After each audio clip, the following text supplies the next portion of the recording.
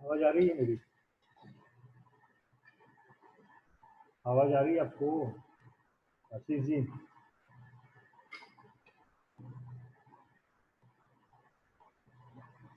आशीष जी आवाज आ रही है मेरी आपको? खाली स्क्रीन से यस नो बोलिए, खाली थम्सअप करिए, आवाज आ रही है।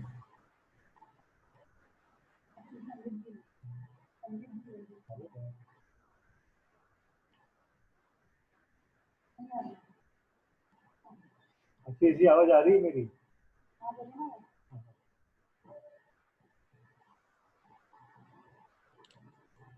रेडी करें?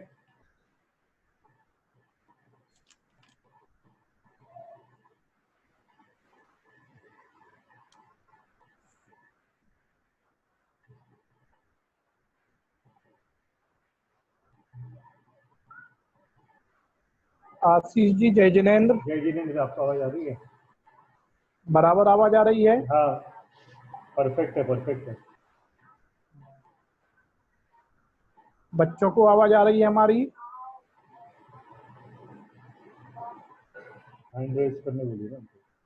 एक दो बच्चों को अनम्यूट करके देख लीजिए आवाज आ रही है कि नहीं आ रही। बच्चों आवाज आ रही है तो हैंड रेज करके बताइए।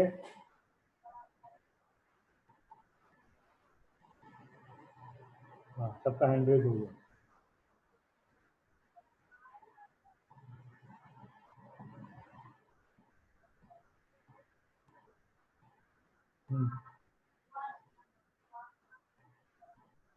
आ रही है सभी बच्चों को सभी को, आवाज? हाँ हाँ, हैंड रेज आगे सबका। हाँ, चलिए हम चलते हैं। सबसे पहले देव दर्शन स्तुति पढ़ेंगे। स्क्रीन पर आपके देव दर्शन स्तुति आएगी और यहाँ से मैं बोलूंगा, साथ साथ आप लोग भी बोलेंगे। एक स्वर में बोलेंगे, एक साथ बोलेंगे।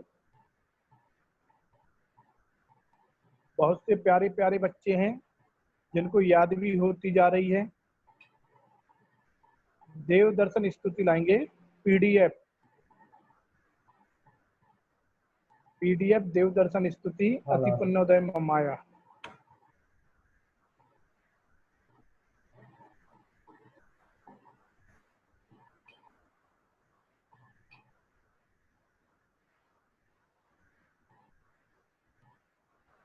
आप स्टार्ट करवाइए। हाँ, हाथ जोड़ेंगे, रणोकार मंत्र का पाठ करेंगे, तब तक हम लोग देव दर्शन स्तुति करेंगे। नमो अरिहंताणं, नमो सिद्धाणं, नमो आयरीयाणं, नमो उवज्जायाणं, नमो लोहितविसाहुणं,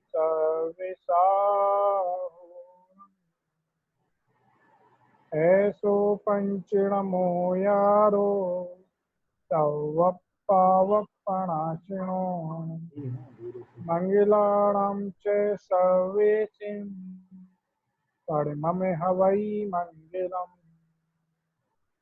चत्तारि मंगलम्, अरिहंता मंगलम्, सिद्धा मंगलम्, साहु मंगलम्।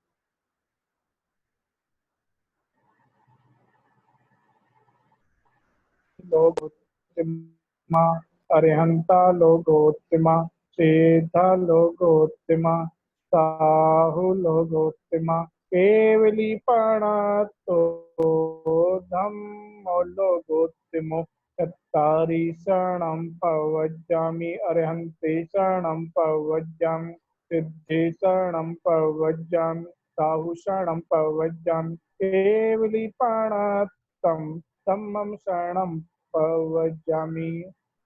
आपकी स्क्रीन पर देव दर्शन स्तुति है। सभी लोग देव दर्शन स्तुति करेंगे, एक साथ बोलेंगे।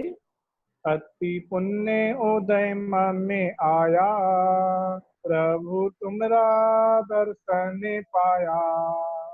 अभी तक तुम्हें को वे ने जाने, धोखे पाए निज गुणे हाने। पाए अनंत धोखे अभी तक जगत को निज जाने कर, तरे वर्गे वासित जगत हित कर। धर्म नहीं पहचाने कर, भवे वंदे कारक सुख प्रहारक। विषय में सुखी माने कर, निज पर विवेचक ज्ञान में। सुख निधि सुधा नहीं पाने कर, अवे पद्मा में उर में आए। लखी कुमति भी मोहे पलाए, निज ज्ञान कला और जागी। रुचि पूर्ण सहित में लागी, रुचि लगी हित में आत्म के सत्संग में। अवे मन लगा मन में हुई अवे भावना, तब भक्ति में जाऊं रंगा। प्रिय वचन की हो तेवे गुणी गण, गाने में ही चित्ते पगे तो वे शास्त्र का। नित्य मनन मन दो से वादन ते भगे, तवे समता उर में लाकर। द्वादश अनुप्रेक्षा भाकर, ममिता में भूते भगा कर। मुनि व्रत धारू बने जाकर, धर कर दिगंबर रूप कवे अठ। 20 गुण पालन करूं, तो 20 परिसह सह सदा। तो वे धर्म 10 धारण करूं, तप तपूं 12 विधि सुख नित्य। बंध आश्रव परिहरूं, अरुरो की नूतन कर्म संचित। कर्म रिपु को निर्जरूं, तवे धन्य सु अवसर पाऊं। जब निज में ही रमे जाऊं, कर तादि के भेद मिटाऊं। राग आदि के दूरे भगाऊं, कर दूर राग आदि के निरंतर। आत्म को निर्मल करूं, बल ज्ञान दर्शन सुख अतुल्य। चरित छाय के आचिरूं, आनंद कंद जिनेन्द्र वन। उपदेश को नित्य उच्चरूं, आवे अमर कव सुख दे दिन। जब दुख दे भव सागर तरूं, आवे अमर कब सुख दे दिन। जब दुख दे भव सागर तरूं। बहुत बढ़िया पाठ किया है आप सभी ने, बहुत अच्छी आप लोगों की आवाज है। बहुत मधुर कंठ के आप लोग धनी हैं जिनको हम सुन पा रहे हैं। आप लोगों को पता है कि जो भी हम लोग यहाँ पर क्लास ले रहे हैं वो YouTube चैनल पर भी चल रही है, और कई टीचर्स की क्लास YouTube चैनल पर लाइव भी जाती है। इसलिए सभी स्टूडेंट इस प्रकार बैठे हैं कि उनको पूरा भारत देख रहा है। उनकी ड्रेस व्यवस्थित होनी चाहिए, उनके पीछे का बैकअप भी बहुत अच्छा होना चाहिए, जिससे कि व्यवस्थित क्लास आपके घर में भी ऐसा लगे कि हम और आप देवलाली शिविर में क्लास के माध्यम से बहुत व्यवस्थित बैठे हुए हैं। हम और आप चर्चा कर रहे थे 5 परमेष्टि की। 5 परमेष्टि में अरहंत, सिद्ध, आचार्य, इन 3 परमेष्टि की चर्चा हम और आपने की थी। अरहंत परमेष्टि किसे कहते हैं, यह कौन बताएगा? हैंड रेस कीजिए। अरहंत परमेष्टि किसे कहते हैं?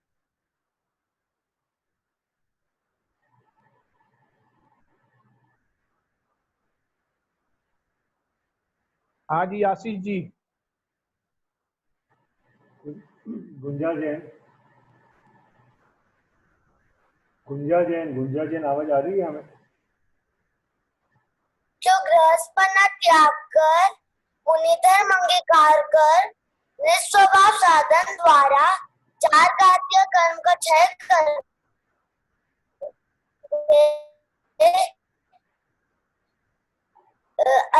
बहुत बढ़िया। अरिहंत कहते हैं।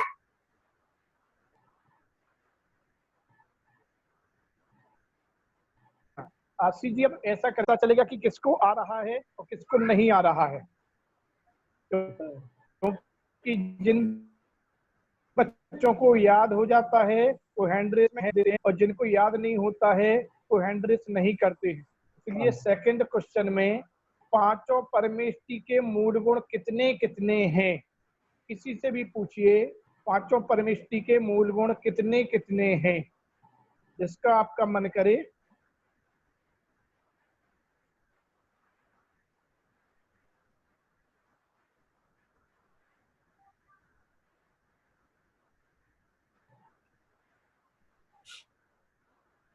हाईलाइट करें उसको। हाँ, कर रहा हूँ।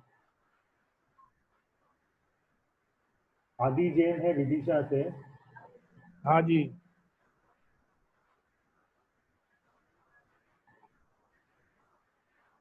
मेरा क्वेश्चन यह है कि कितने कितने हैं? आदि जैन विदिशा से।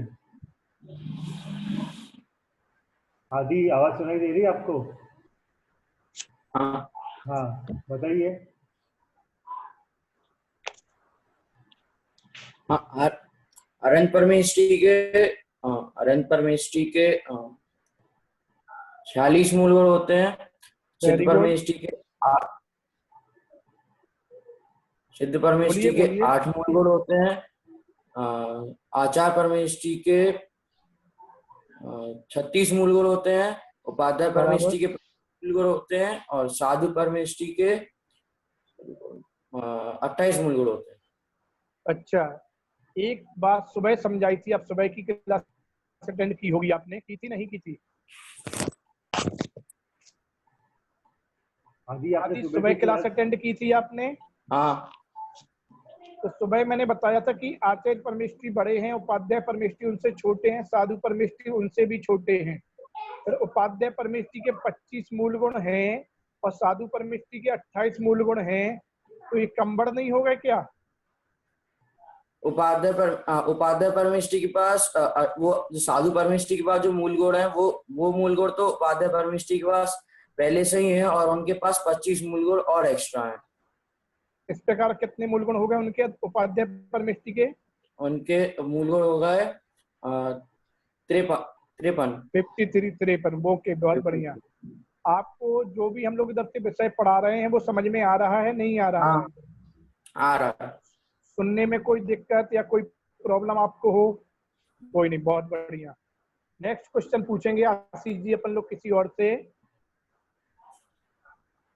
सिद्ध परमेष्टि किसे कहते हैं?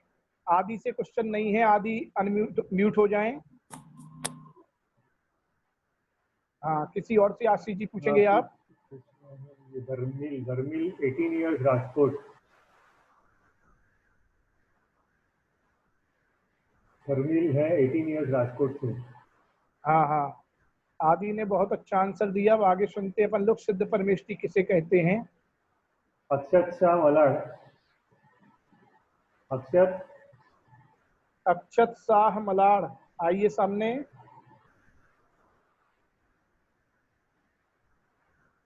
अक्षत अच्छा अच्छा। मुदित शैतानी बंद कर दीजिए आप, क्लास में भी शैतानी करते रहते हैं। देवांग के प्रिय स्टूडेंट्स हैं आप, देवांग जी गाला के प्रिय स्टूडेंट्स हैं, मुदित शाह आए हैं अक्षर सामने। हाँ अच्छा अच्छा। अक्षत बोलो आंसर। सिद्ध अक्षर। परमेष्टि किसे कहते हैं? मुझे आवाज ही नहीं आ रही है। आवाज नहीं आ रही है आपकी, बोलिए।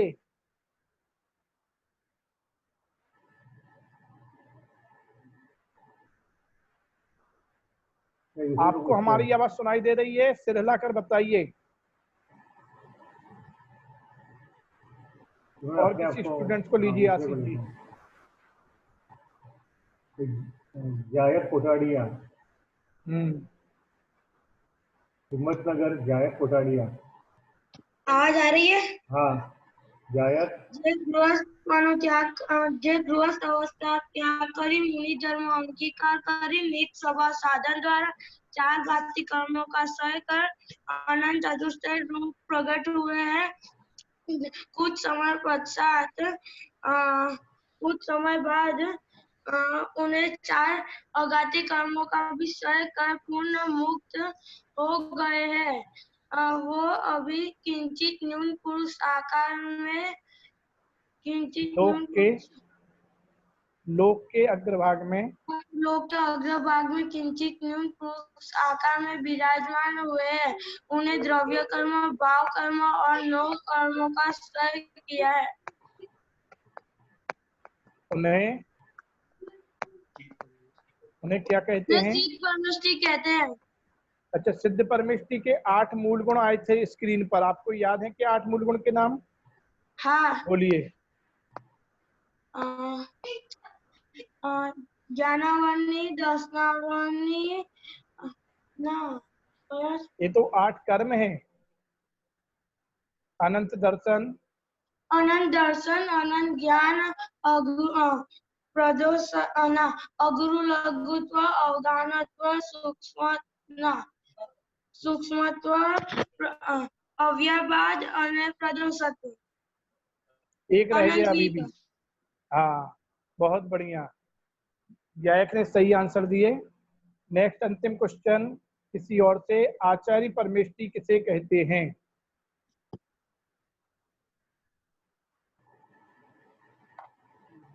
गायक म्यूट हो जाइए आप। ठीक है। आरती शाह है मलाड से। आरती आवाज आ रही है? आरती, आरती शाह।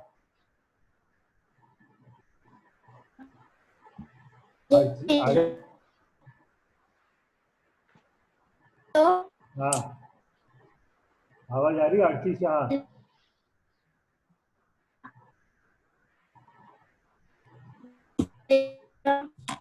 जय जिनेंद्र। आरती आवाज नहीं आ रही। जय जिनेंद्र।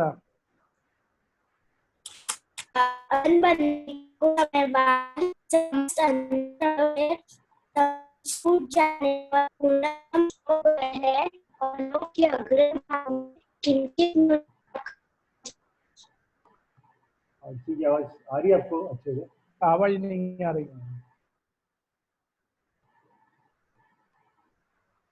परी शाह करके है, परी शाह।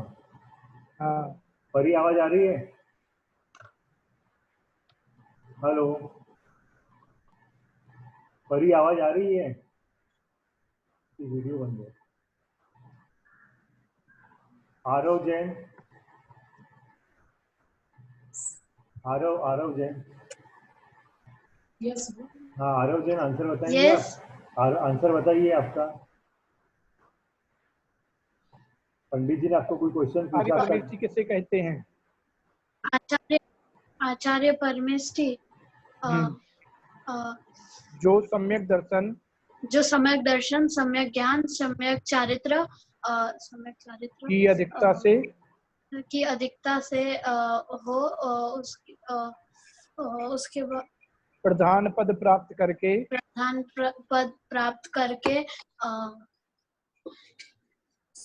मुझे नहीं आता। आ रहा हूँ। अब हम लोग डेली ऐसा ही करने वाले हैं, हैंड्स अप वाला सिस्टम बंद करने वाले हैं। हम लोग किसी भी स्टूडेंट से पूछेंगे, क्योंकि हैंड्स रेस में वही स्टूडेंट्स हाथ ऊपर करते हैं जिनको आता है, तो हमें तो सबको लेके चलना है क्लास में। प्रधान पद नोट, हाँ बोलिए, नोट किया है, बोलिए। प्रधान पद प्राप्त करके मुनि संघ के नायक हुए हैं। मुख्यपने शुद्धोपयोग को साधते हैं। धर्म के लोभी अन्य जीवों को धर्मोपदेश देते। दीक्षा लेने वाले को योग्य ज्ञान दीक्षा लेते हैं। बस इतना ही आता है। एक और पॉइंट है ना उसमें, जो संघ में गलती करे उसे प्रायश्चित विधि से, जो संघ में गलती करे उसे सजा के द्वारा कुछ ग्रंथ याद करने के लिए देते हैं। आप प्रायश्चित विधि से शुद्ध करते हैं, है ना। बहुत बढ़िया। आ रहा हूँ, और कोशिश करना, अच्छी कोशिश है। हाँ। इस प्रकार आपको याद हो जाएगा। इसीलिए हम लोग बहुत धीमे धीमे चल रहे हैं कि सभी लोगों को लर्न होता जाए, सभी लोगों को नोटबुक में नोट होता जाए। बहुत बढ़िया। इस प्रकार आप लोग याद करते रहेंगे, बहुत अच्छा लगेगा मुझे। आशीष जी, चलते हैं अपन लोग आचार्य परमेष्टि की डेफिनेशन पर। 5 परमेष्टि में अरहंत, सिद्ध, आचार्य, उपाध्याय, साधु। तो आचार्य परमेष्टि में आया था जो सम्यक दर्शन ज्ञान चारित्र की अधिकता से। तो पहले ही पॉइंट उसका जो था, सम्यक दर्शन ज्ञान चारित्र की अधिकता से, उसमें पूर्णता क्यों नहीं लिया था? ऐसा भी लिख सकते थे, सम्यक दर्शन की पूर्णता से। यदि सम्यक दर्शन ज्ञान चारित्र की पूर्णता हो जाती तो वह आचार्य परमेष्टि ना होकर अरहंत और सिद्ध परमेष्टि हो जाती, क्योंकि सम्यक दर्शन, सम्यक ज्ञान और सम्यक चारित्र की पूर्ति, सम्यक दर्शन ज्ञान चारित्र का पूर्णपना अरहंत और सिद्ध परमेष्टि में ही पाया जाता है। और यदि सम्यक दर्शन, सम्यक ज्ञान, सम्यक चारित्र का यहाँ पूर्णपना पाया जाता या पूर्ति कहा जाता तो वह आचार्य ना होके अरहंत और सिद्ध हो जाते। इसलिए पहला पॉइंट क्या आया, जो सम्यक दर्शन, सम्यक ज्ञान, सम्यक चारित्र की अधिकता से। क्लियर। फिर कहा प्रधान पद प्राप्त करके मुनि संघ के नायक हुए हैं। उन्होंने क्या किया? प्रधान मतलब मुख्य पद प्राप्त किया है। वह उस संघ के हेड ऑफ द डिपार्टमेंट, जैसे स्कूल का हेड मास्टर या हम कहें प्रिंसिपल होता है, ऐसे ही आचार्य परमेष्टि यहाँ हेड हैं। आड़ो बात ख्याल में आ रही है ना आपको? बहुत बढ़िया। कि यहाँ पर संघ के हेड कौन है? आचार्य परमेष्टि। वैसे ही स्कूल के हेड कौन है? प्रिंसिपल। उन प्रिंसिपल के जो हेड रहते हैं उनका काम क्या रहता है? उन्हें सारे सब्जेक्ट का जो होता है, किसी एक सब्जेक्ट के स्पेशलिस्ट नहीं होते हैं। वह एक सब्जेक्ट का स्पेशलिस्ट तो टीचर होता है, और जिसे सारे सब्जेक्ट का स्पेशलिस्ट हो, जिसे सारे सब्जेक्ट का ज्ञान हो, जिसके अंदर प्रशासन क्षमता हो कि जो उस स्कूल को चला सकता है, जिसके अंदर किसी को पनिशमेंट देने की क्षमता हो, किसी को थैंक्स बोलने के लिए कहा जा सकता हो, ऐसे गुण जिसके अंदर विद्यमान रहते हैं, वह होता है स्कूल का प्रिंसिपल। वह स्कूल का प्रिंसिपल टीचर्स को भी डांट सकता है, और यदि कोई स्टूडेंट भी गलती करे तो उसको भी पनिशमेंट दे सकता है। ऐसे ही यहाँ पर आचार्य परमेष्टि क्या है? जो प्रधान पद प्राप्त करके मुनि संघ के नायक हुए हैं। आगे निकालिए परिभाषा आशीष जी, आचार्य परमेष्टि की जो चल रही है। और आगे कि जो आचार्य परमेष्टि में कहा, दूसरा पॉइंट क्या आ गया कि जो सम्यक दर्शन ज्ञान चारित्र की अधिकता से और आगे प्रधान पद प्राप्त करके मुनि संघ के नायक हुए हैं। और ये आगे देखो, सम्यक दर्शन ज्ञान चारित्र की अधिकता से मुनि संघ के नायक हुए हैं। जो सम्यक दर्शन सम्यक ज्ञान सम्यक चारित्र प्राप्त करके प्रधान पद प्राप्त करके मुनि संघ के नायक हुए हैं। यह 2 पॉइंट। तीसरा पॉइंट आया है, जो शुद्धोपयोग या स्वरूपाचरण चारित्र में ही लीन रहते हैं, मुख्य पने से शुद्धोपयोग को साधते हैं। 3 उपयोग कहे थे ना, सुबह 3 उपयोग की चर्चा आई थी, शुभ उपयोग, अशुभ उपयोग, शुद्धोपयोग। शुभ उपयोग में क्या आया था? देव शास्त्र की पूजन के भाव, स्वाध्याय के भाव, भक्ति के भाव, मन में अच्छे परिणाम। और अशुभ उपयोग में क्या था? 5 पाप के भाव, 4 कसाई के भाव, 5 इंद्रियों के विषयों की पुष्टि के भाव। यह अशुद्ध उपयोग, अशुभ उपयोग। और शुद्ध उपयोग में क्या कि मात्र इन दोनों से पार, जिसमें किंचित मात्र भी पाप क्रियाएं नहीं है, वह है शुद्धोपयोग। फिर शुद्धोपयोग को ही साधते। फिर क्या करते हैं? रागांश के उदय से धर्म के लोभी जीवों को धर्मोपदेश देते हैं। जब राग के अंश का उदय होता है, जब वैसे तो परिणाम अधिक रहते हैं क्योंकि द्रव्यलिंगी भावलिंगी संत हैं, तो द्रव्यलिंगी भावलिंगी संत के परिणाम तो निरंतर आत्मा में ही रहते हैं, आत्मा से बाहर निकलते ही नहीं है। कदाचित रागांश के उदय से करुणा के कारण कोई धर्मी जीव है कि जो धर्म का लोलुपी है, धर्म के उपदेश सुनना चाहता है, उसके कारण से किसी को धर्मोपदेश भी देते हैं। वो भी हमेशा नहीं, कभी कभी जब उनके रागांश का उदय हो, तब जब उनको करुणा आवे, तब वह धर्म के लोभी जीवों को धर्मोपदेश देते हैं। नेक्स्ट 5वां पॉइंट, दीक्षा योग्य जानकर दीक्षा देते हैं। वह ऐसा नहीं कि कोई भी व्यक्ति उनके पास गया और आचार्य श्री से बोला, आचार्य श्री मुझे दीक्षा दे दीजिए। जो एक समय का एक आसन नहीं रख सकता है, जो उपवास नहीं रख सकता है, जो मौन नहीं रह सकता है, जो सामायिक नहीं कर सकता है, जो पैदल नहीं चल सकता है, जो केस लॉन्च नहीं कर सकता है, ऐसी अनेक अनेक कठिन परिस्थितियां या जो ऐसी अनेक अनेक कठिन नियम जिनका पालन वह नहीं कर सकता है, आचार्य श्री उन्हें दीक्षा नहीं देते हैं। क्या करते हैं? कई वर्षों तक उन्हें ब्रह्मचर्य व्रत का पालन करने के लिए कहते हैं कि कई वर्षों तक आप ब्रह्मचर्य व्रत का पालन कीजिए, जिससे आपका शरीर उस योग्य बन जाए। फिर वह क्षुल्लक बनते हैं, फिर एलक बनते हैं, फिर उन्हें जाकर कई वर्षों बाद जब उनको लगे कि अब यह दीक्षा के योग्य हैं, तब उनको दीक्षा देते हैं।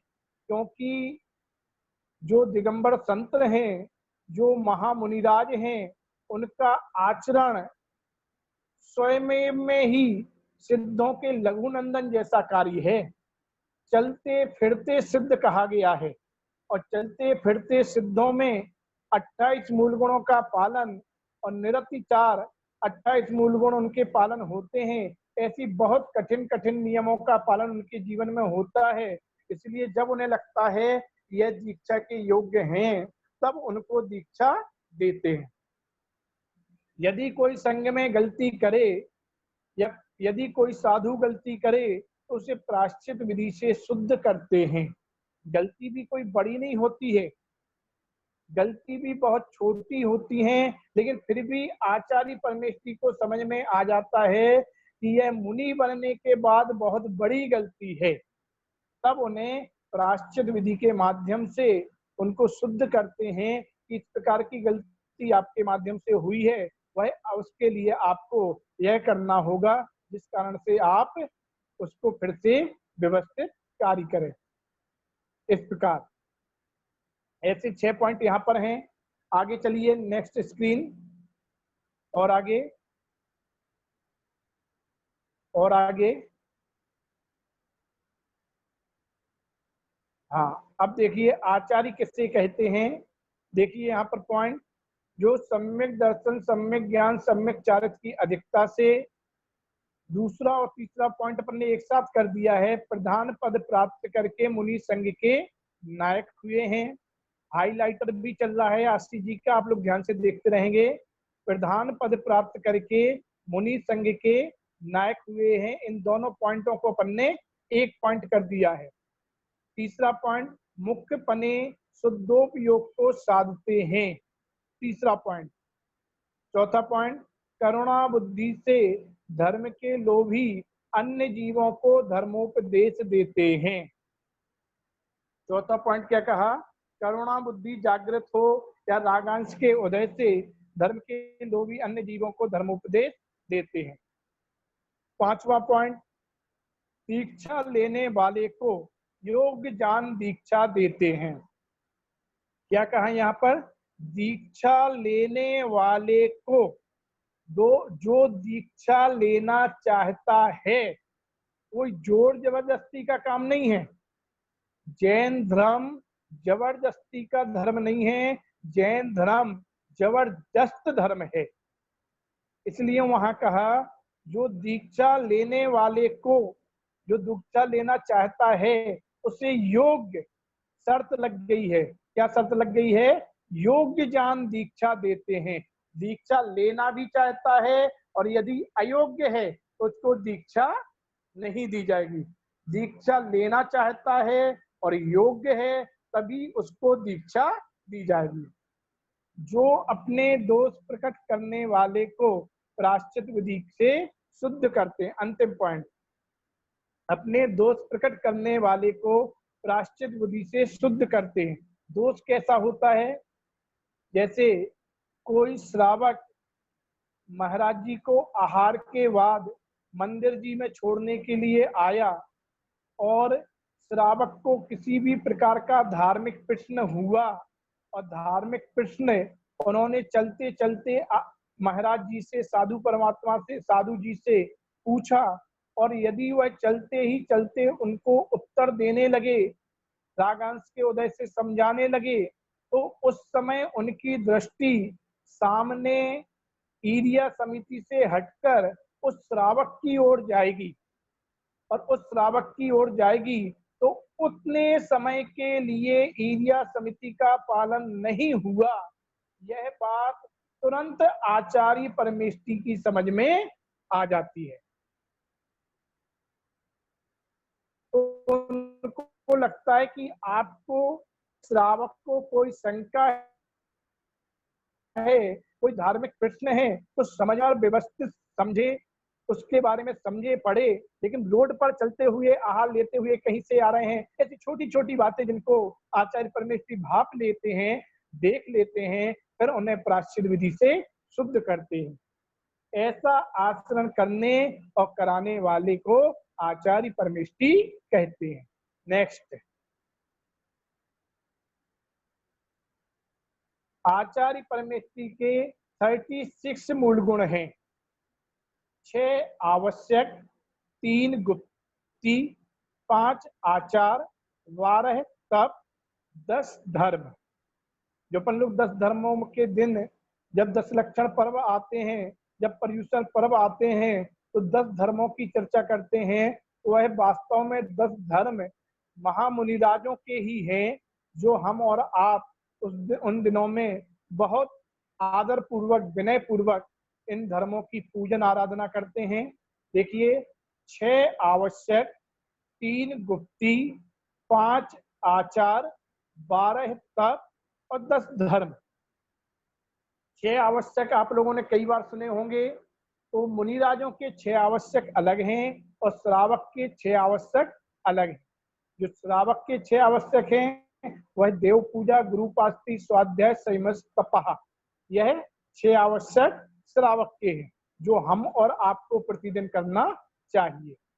यहाँ 6 आवश्यक, 3 गुप्ती, 5 आचार, कितने हो गए हैं?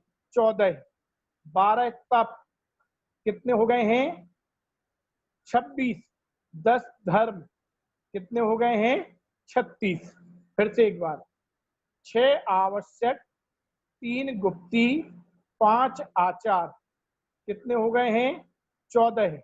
12 तप, कितने हो गए हैं? 20। 10 धर्म, इस प्रकार 36 मूल गुण। ये आप लोग याद कर लेंगे। नेक्स्ट,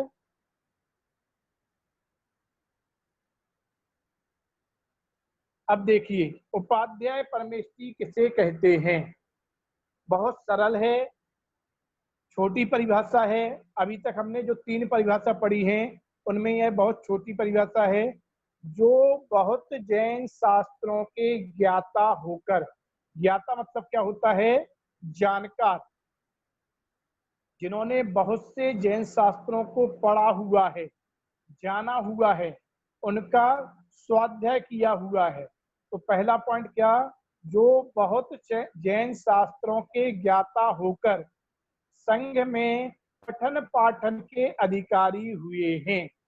संघ जो मुनि संघ है, जो आचार्य संघ है, उसमें पठन, पठन मतलब पढ़ने के, पाठन मतलब पढ़ाने के, अधिकारी मतलब कि उनको यह दायित्व दिया गया है कि आपने बहुत से जैन शास्त्रों का अध्ययन किया हुआ है, इसलिए आप पढ़ सकते हैं और लोगों को भी और साधुओं को भी पढ़ा सकते हैं। तो जो पढ़ने पढ़ाने का काम है उसमें बहुत से जैन शास्त्रों का ज्ञाता होना क्या जरूरी है?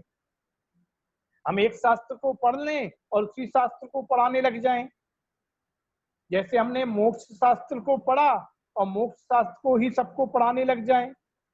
हम नहीं पढ़े अष्टपाहुड़ या नहीं पढ़े धवला, महाधवला, नहीं पढ़े हरिवंश पुराण, नहीं पढ़े आदि पुराण, हम अकेला एक शास्त्र मोक्ष शास्त्र पढ़ लें और मोक्ष शास्त्र ही सबको पढ़ाने लग जाएं। तो बोले ऐसा नहीं होता। ऐसा होने में क्या आपत्ति आएगी कि किसी ने मोक्ष शास्त्र पढ़ा, उपाध्याय परमेष्टि ने, और वो मोक्ष शास्त्र ही पढ़ाने लग जाए और किसी साधु को कोई शंका हुई, उसके विषय में और कोई अन्य जानकारी प्राप्त करने के लिए उन्होंने प्रश्न किया, तो वह उस प्रश्न का जवाब नहीं दे पाएंगे या वह निरुत्तर हो जाएंगे, क्योंकि उन्होंने और ग्रंथों का स्वाध्याय नहीं किया है।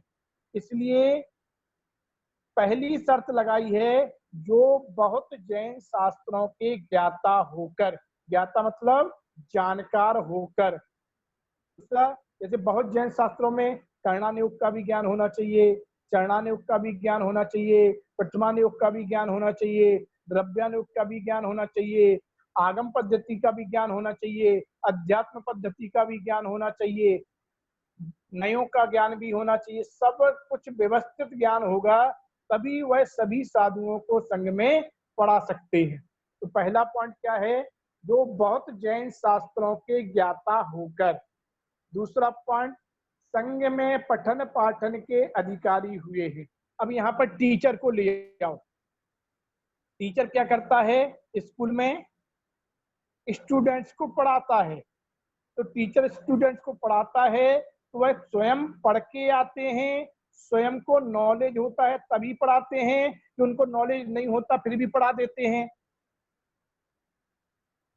नॉलेज होता है ना। कई टीचर्स रहते हैं जो बीए हैं, एमए हैं, बीएड हैं, एमएड हैं, पीएचडी हैं, नेट क्वालिफाइड हैं, तो वह उस विषय में स्पेशलिस्ट हैं, उस विषय में पारंगत हैं, उन्होंने बहुत सी बुक्स पढ़ी हुई हैं। जब बहुत सी बुक्स उन्होंने पढ़ी हुई हैं तो वह स्टूडेंट्स को पढ़ाते समय उनके आंसर का जवाब भी दे सकते हैं। इसलिए उपाध्याय का काम किसकी तरह है? टीचर्स की तरह है। क्या हम कहते टीचर्स जो हैं वो उपाध्याय की तरह ही ट्रीट करते हैं। जो बहुत जैन शास्त्रों के ज्ञाता होकर संघ में पठन पाठन के अधिकारी हुए हैं। नेक्स्ट,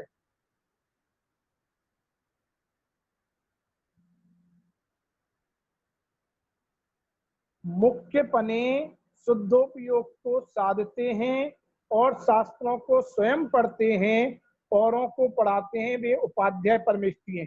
यहाँ पर जो 2 पॉइंट आए हैं ना, शास्त्रों को स्वयं पढ़ते हैं, औरों को पढ़ाते हैं, ये ऊपर ही आ गए हैं।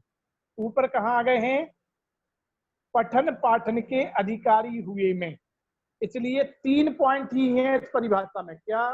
जो बहुत से जैन शास्त्रों के ज्ञाता होकर संग में पठन पाठन के अधिकारी हुए हैं, मुख्य पने शुद्धोपयोग को साधते हैं, उन्हें उपाध्याय परमेष्ठी कहते हैं। ख्याल में आया सभी को? यह जो पठन शब्द का अर्थ है शास्त्रों को स्वयं पढ़ते हैं, और पाठन शब्द का अर्थ है औरों को भी पढ़ाते हैं। देखिए यहाँ पर उपाध्याय किसे कहते हैं? जो बहुत से जैन शास्त्रों के ज्ञाता होकर संग में पठन पाठन के अधिकारी हुए हैं तथा जो समस्त शास्त्रों का सार मुख्य पने शुद्धोपयोग को साधते हैं और उन शास्त्रों को स्वयं पढ़ते हैं, औरों को पढ़ाते हैं, वे उपाध्याय परमेष्ठी हैं। यहाँ पर सिर्फ 3 लाइन आपको याद करनी है, 3 बिंदु हाईलाइट करेंगे यहाँ पर आशीष जी।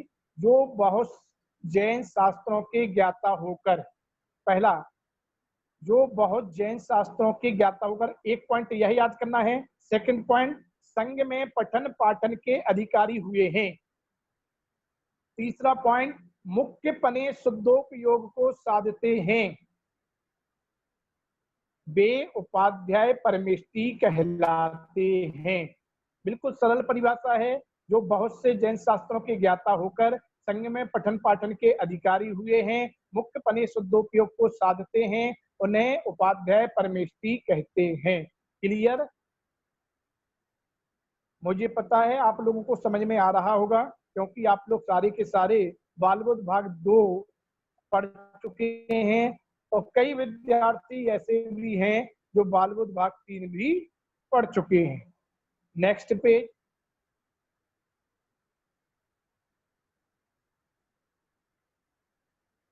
द्वादशांग संपूर्ण जिनवाणी, नीचे आया द्वादशांग के पाठ भी होते हैं, तो उसमें आया संपूर्ण जिनवाणी का जिन्होंने पठन किया हुआ है। उपाध्याय परमेष्ठी के कितने मूल गुण हैं? 25। 25 मूल गुण कौन कौन से हैं उनके बारे में यहाँ पर जानकारी विस्तार से नहीं दिया है।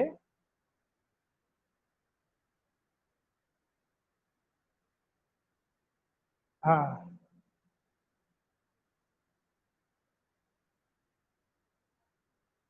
अब यहाँ पर उसके नीचे इसमें साधु परमेष्ठी की परिभाषा आएगी। साधु परमेष्ठी किसे कहते हैं? इसमें लिखा हुआ है, आचार्य उपाध्याय को छोड़कर अन्य समस्त जो मुनि धर्म के धारक हैं और आत्म स्वभाव को साधते हैं, बाह्य में उसके साधनभूत 28 मूल गुणों में प्रवर्तते हैं, समस्त आरंभ और अंतरंग बहिरंग परिग्रह के से रहित हैं, सदा ज्ञान ध्यान में लवलीन रहते हैं, उन्हें साधु परमेष्ठी कहते हैं। तो इसमें अपन लोग और सरल करते हैं। इसमें 4 पॉइंट लेंगे अपन लोग। जो आत्म स्वभाव